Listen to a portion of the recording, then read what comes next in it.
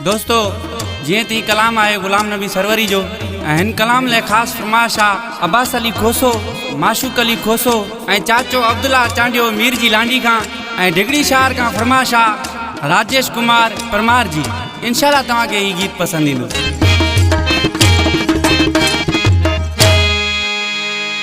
साॻियो प्यार नाहे तुंहिंजो छो विसारियई मुंहिंजा प्यार।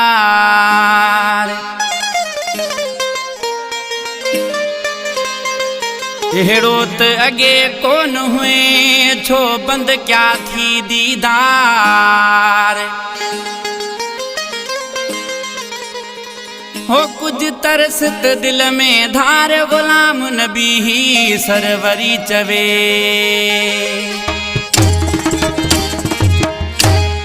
मिलण अच तू ॾिसण अच तू खुदा जे वास्ते दिलबर।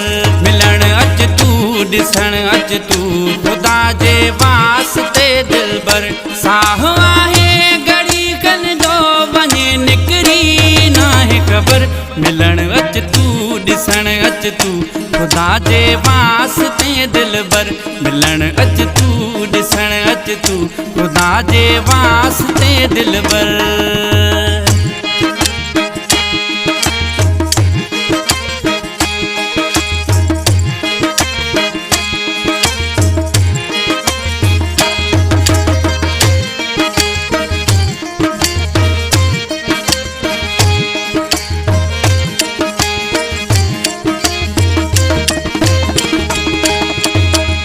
हकीमन ऐं तबीबन क्यों हिते ना इलाज आ मूंखे।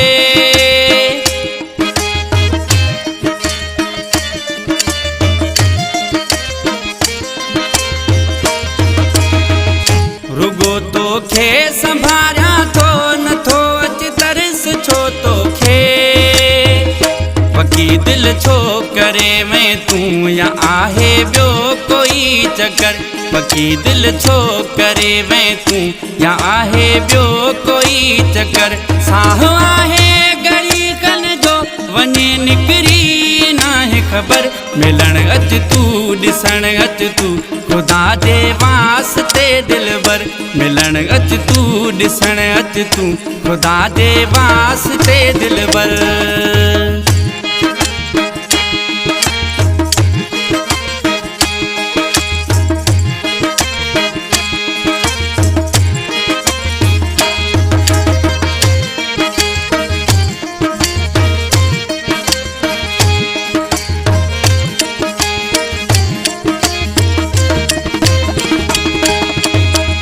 न घर तो बने न खावा कुछ रुगिया सोच बस तुझी।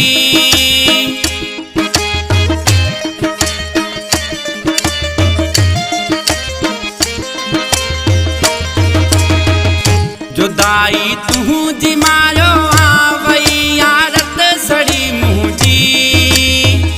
हिते ॾींहं रात बस तुझो मुझे लबड़न ते आ ज़िक्र। हिते ॾींहं रात बस तुझो मुझे लबड़न ते आ ज़िक्र। साह आहे घड़ी कन जो वञे निकरी नाहे ख़बर। मिलण अच तू ॾिसण अच तू खुदा जे वास्ते दिलबर। मिलण अच तू ॾिसण अच तू खुदा जे वास्ते दिलबर।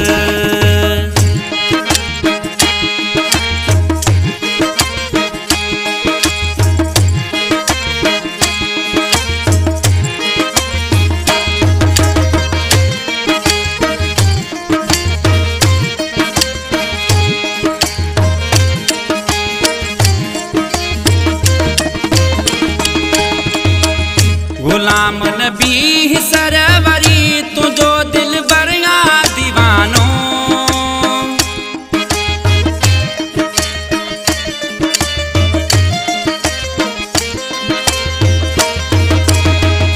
कोई छा चए कोई छा चए घणो कुछ चए थो ज़मानो। मुझी सुहणा अलाए छो न आहे तोखे फिक्र। मुझी सुहणा अलाए छो न आहे तोखे फिक्र। साह आहे घड़ी कन जो ख़बर मिलण अच तूं ॾिसण अच तूं ख़ुदा जे वास्ते दिलबर मिलण अच तूं ॾिसण अच तूं ख़ुदा जे वास्ते दिलबर।